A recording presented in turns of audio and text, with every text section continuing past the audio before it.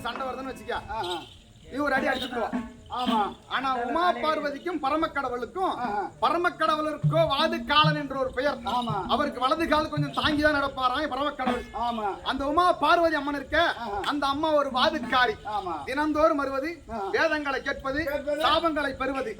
அதாவது அந்த அம்மாவுக்கு வாயாடின்னு ஒரு பெயர் உண்டு. அவருக்கு ஒரு வாதுக்காலன், இந்த அம்மா ஒரு வாதுக்காரி. இப்படி நாள்தோறும் தினத்தினால் வாயாடுறாங்களே, இந்த அம்மாவுக்கு ஒரு பட்ட பெயர் என்ன தெரியுமா? வாயாடி பெருநக்கிய வாயாடி பெருநக்கிய அந்த குறைத்தி எனக்கிய ஆயிரத்து தண்டம்புகள் பேசுதே ஆலயத்தில் அழகி கண்கள் பேசுதே. வாயாடி பெருநக்கிய அந்த குறைத்தி எனக்கிய ஆயிரத்து தண்டம்புகள் பேசுதே ஆலயத்தில் அழகி கண்கள் பேசுதே.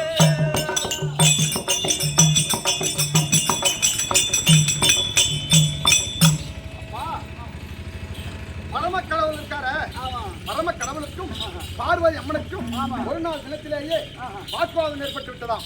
வாக்குவாதம் ஏற்பட்ட உடனே, அதாவது நடினத்தில் சிறந்தவர் யார் என்ற வாக்குவாதம் ஏற்பட்ட உடனே தில்லையிலே நடினம் ஆடிக்கொண்டிருந்தார்களாம். அதாவது ஒரு நாள் ஆடுனாலும் சரி, ஒரு வருஷம் ஆடுனாலும் சரி, அவன் வாழ்வு நாள் பூரா கூத்தாடினாலும் சரி, அம்மனுடைய அருள் உள்ளவன் மட்டும்தான் தெருக்கூத்தாடியா பொட்டு வச்சு மண்ணில் ஆடலாம். இந்த மேடையில் ஆடுறாங்களே அவங்க எல்லாம் மேடை நாடகத்தாரர். அதாவது பரமக்கடவுளுடைய அருள் உள்ளவங்க மேடையில் ஆடுவாங்க. அதாவது பரமக்கடவுளுக்கு மிருதகம் வாசித்தவர் காமதேனு.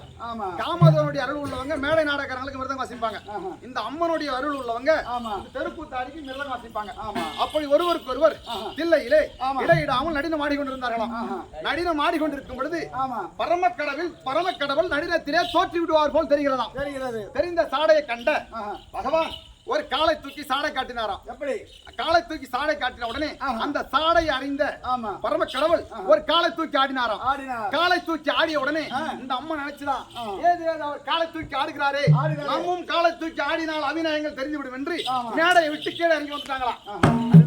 குற்றப்படுவர்களே குற்றப்படுவர்களே குட்டாடி இல்லை என்று கூசாமல்லி தன்னோடு நாடினாய் இந்த கூத்தாடியும்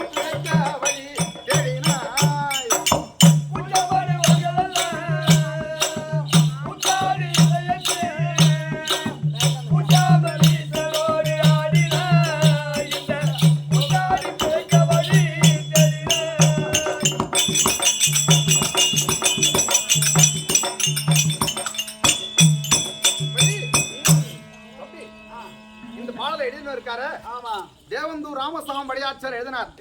அவர் பிறந்தது என்னமோ வன்னிய குலமா இருக்கலாம். ஆனா கண்ணாடி கிளாஸ்ல டீ குடிக்காதவர், மது மாமிசம் சாப்பிடாதவர், அப்பேற்பட்ட புண்ணியவான் இந்த பாடலை எழுதினார். இந்த பாடலை எழுதின புண்ணியவான் ராமசாமி படியாச்சிருக்காரு. அப்பேற்பட்டவர் எழுதினார். எப்படி? அதாவது இந்த பாடல் அவர் இவ்வளவு திருத்தம் எழுதினார்.